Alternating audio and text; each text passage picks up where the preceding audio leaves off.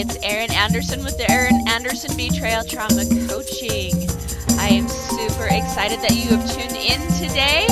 Let's get talking about how to heal from betrayal trauma.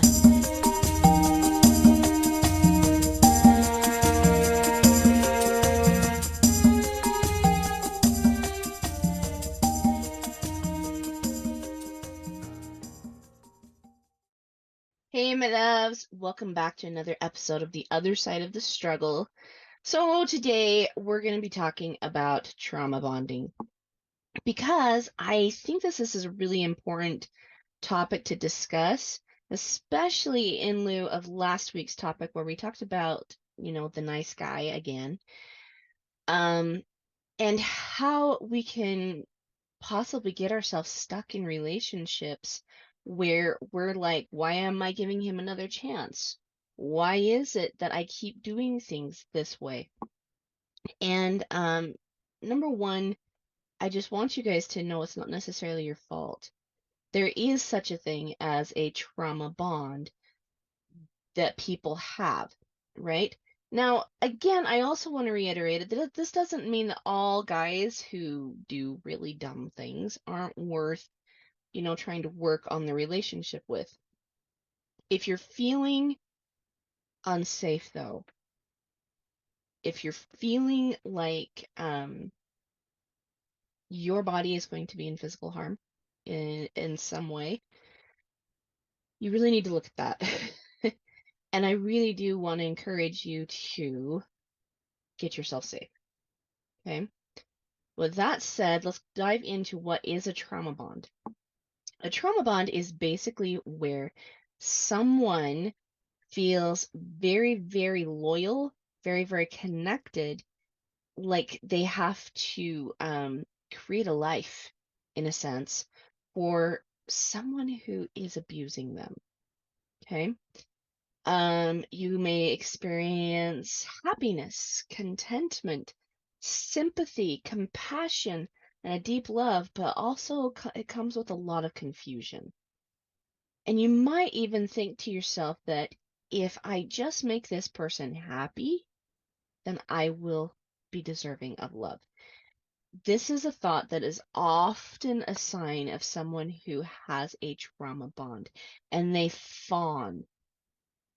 This is something that is often picked up in childhood through developmental trauma, or childhood trauma is the way well, they're different. Childhood trauma is specific to childhood, but developmental trauma is something that can actually happen anywhere in life since we have different stages of development. So I'm speaking specifically to childhood trauma here because when we're children, our psyches are usually the most pliable and the most easily developed by another person. And so we as children, especially if we have experienced trauma, can tend to get into this fawn response, which is severe people pleasing. Okay? If you think about like a fawn or like a baby fawn, one of their things that they're very good at doing is hiding, right? But as a child, we also know that we need our parents to survive. If we don't have parents there and we can't survive on our own yet, we just kind of know this instinctively. We can't leave the toxic situation because we are reliant on our parents to take care of us. And so, what do we tend to do? We tend to hide very precious parts of ourselves, to hide the things that are making other people upset. Hide, hide, hide, right? And since we can't like actually crawl under our beds without somebody finding us, what we tend to do is people please. We hide behind making sure they're happy, putting ourselves last, putting our wants, our goals, our dreams in the trash. Hey, they don't matter anymore. All that matters is this person. And so we tend to learn trauma bonding and conflict avoidance in childhood. And there's a lot of people around the world right now that are dealing with this thing. Okay. So some signs that you might be having some trauma bonding is, and I'm reading this, by the way, off of the domesticshelters.org site. If you feel stuck and powerless in a relationship but want to make the best of it, you don't know if you trust the other person, but you just can't leave. You describe your relationship as intense and complex. There are promises of things getting better in the future. You focus on the good in the person despite behaviors you know are abuse. You think you can change your abusive partner.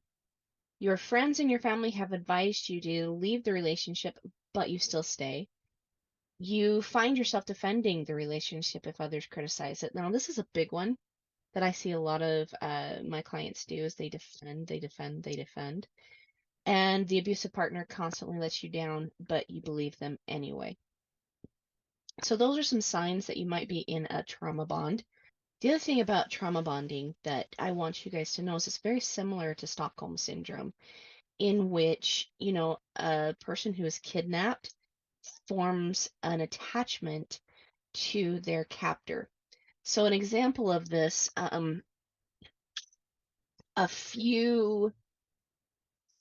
want to say it was a couple years ago, and I think it was in Georgia, but I can't remember for sure. Um, there was a man who was arrested from this person's garage. He had been living up in the attic of the garage, and he had kidnapped this girl and was living upstairs with this girl for several years, like not years, sorry, several months. And he was consistently beating her and raping her, and anytime she got pregnant, he'd like stomp on her stomach and make her miscarry and beat her again for whatever. He was high on drugs.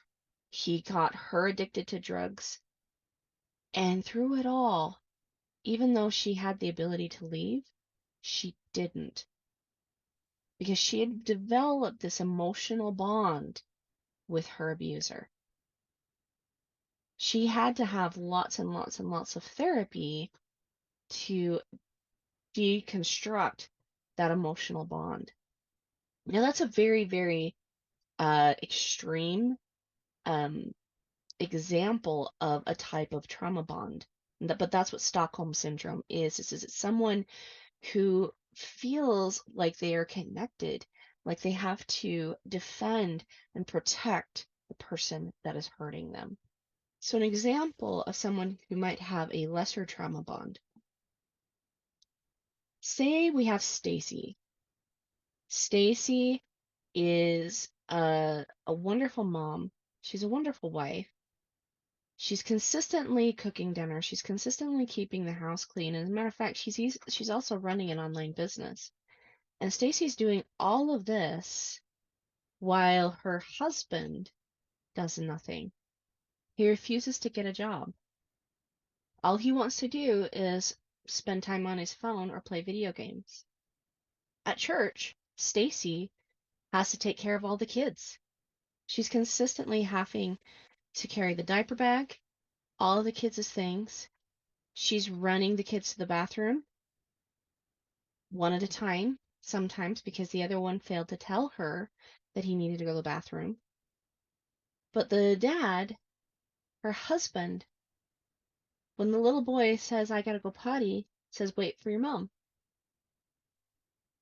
So while she's taking her other child potty, the little boy wets his pants in church because dad does nothing. When they get home from church, he starts to get angry at Stacy because she allowed her little boy to wet his pants, even though she was taking someone else to the bathroom. There's a few dishes in the sink because she hasn't gotten around to cleaning up. And he gets mad at her because she's not keeping his house clean. And stomps into the den to go play video games because he can't handle the situation. When somebody points this out to Stacy, she defends him. Oh, but he's so good with the kids. Sometimes he's so sweet. He takes me on romantic walks. The kids adore him. They want to play with him all the time. And she tends to defend and defend and defend. And she works harder at trying to please her husband instead of setting a boundary. This is another example of a trauma bond. Someone who will do absolutely anything for the person that they're with, even though they're not having anything reciprocated. Even though they're dealing with abuse and neglect, they will still do anything possible to try to help their person. It doesn't matter what happens to them, and they're consistently putting themselves last. This is an example of a trauma bond. So, I'm going to talk to you guys about 4 different ways that we can start to break trauma bonds. Well, number 1, we need to educate ourselves about trauma, and especially relationship trauma. See, trauma bonding is a type of relationship trauma. And so when we're studying about trauma in our relationships, and instead of blaming ourselves and wondering why we're blaming ourselves for their actions and their consequences, and we're trying to take on their consequences, this is also a big one that I see women do who are in a trauma bond. When we start to really get curious about the reasons why our life is the way it is, we can start to see how we could possibly be in a trauma bonded relationship. So it's important to start studying about your relationships. I would study relationship trauma. I would study trauma bonding for sure. I would study the fawn response in people. Study gaslighting. People who have a trauma bond are often people who are gaslit. Study the mentalities of victims of trauma. Second, create your non-negotiables. Now, I talked about this in the last podcast as well. You want to be able to really understand what it is you want. Now, sometimes if you're in a trauma bond and you have been taught your entire life to put what you want aside, that it's not okay to have goals, dreams, and desires, right? Then, this might be something that's a little tricky for you. But you've really got to sit with yourself for a little bit. See, oftentimes we think trauma is assigned to speed up, when again, it's actually those emotions are assigned to slow down and get curious about why we're having the emotional response we are. That is also another way to educate yourself, is to get curious about your emotions, why they are showing up.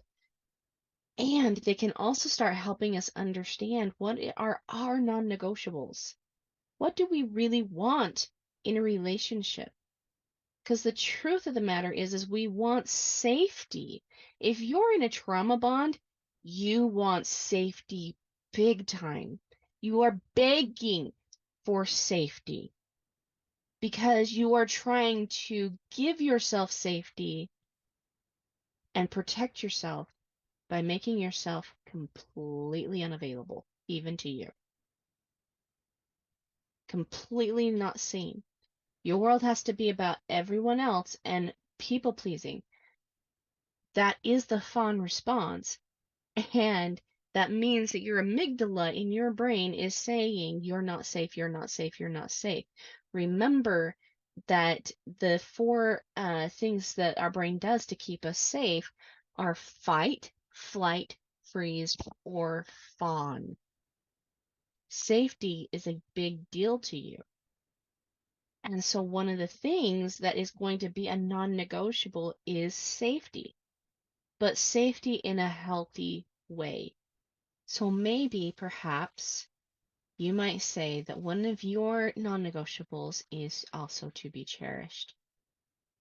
That the other person takes your safety very seriously. What does it look like to be cherished? What does it look like to matter to another person? What does it look like to feel important? To feel protected? To feel safe?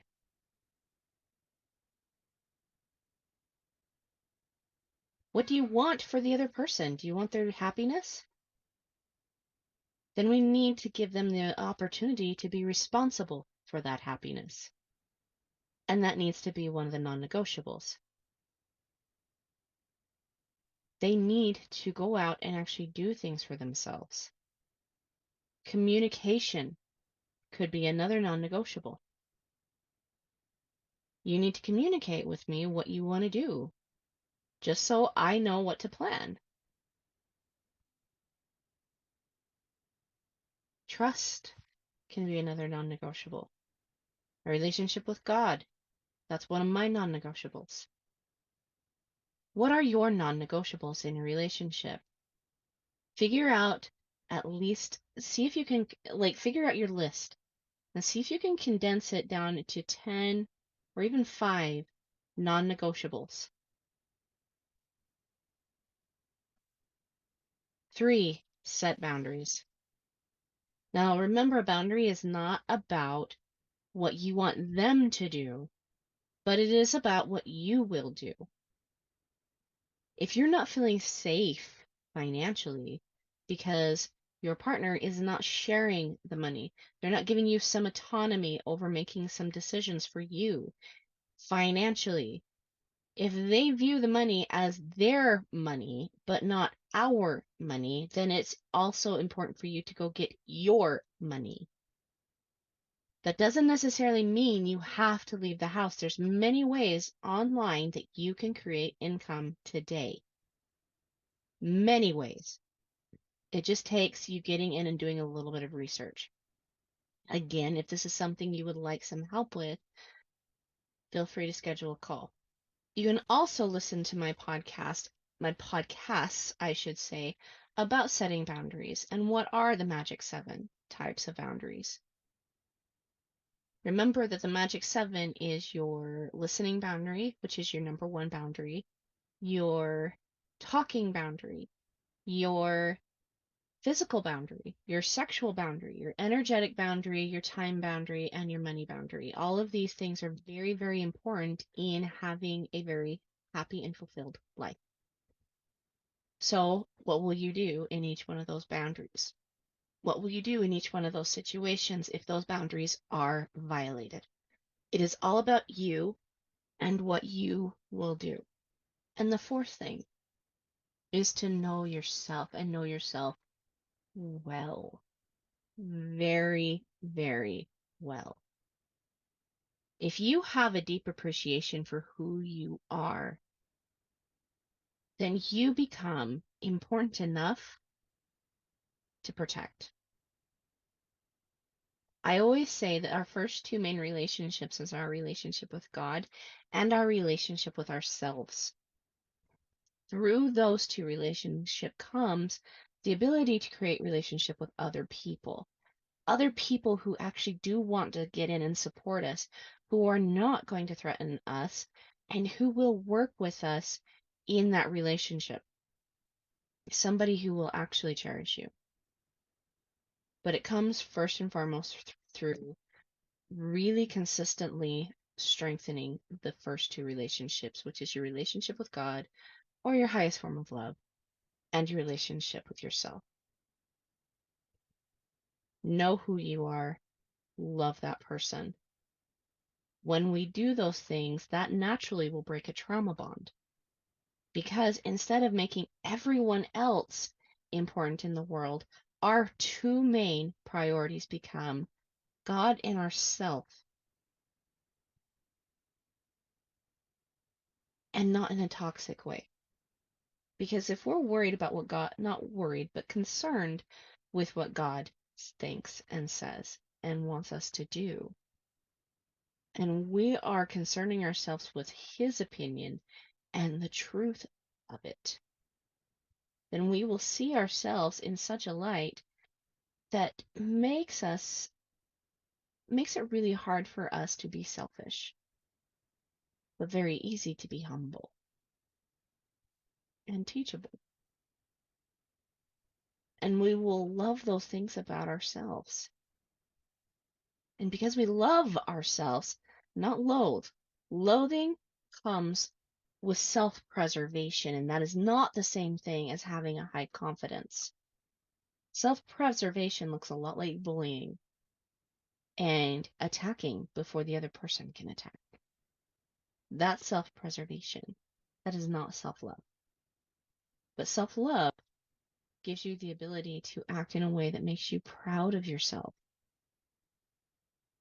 And sometimes that looks like breaking, not sometimes, all the time, actually, that looks like breaking that trauma bond. Because you love yourself enough to not fall for somebody else's bad behavior. All right, my loves, I hope that this was helpful.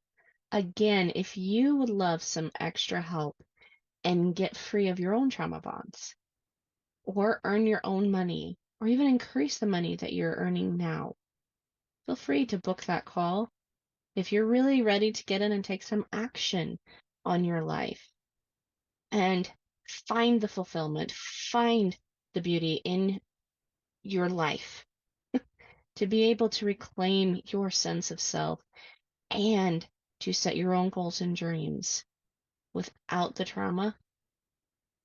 Book that call. Let's chat. And until then, I'll see you guys on the other side. Bye.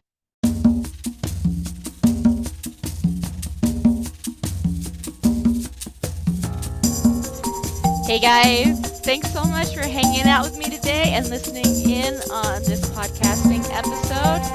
Don't forget to tune in next week. It's going to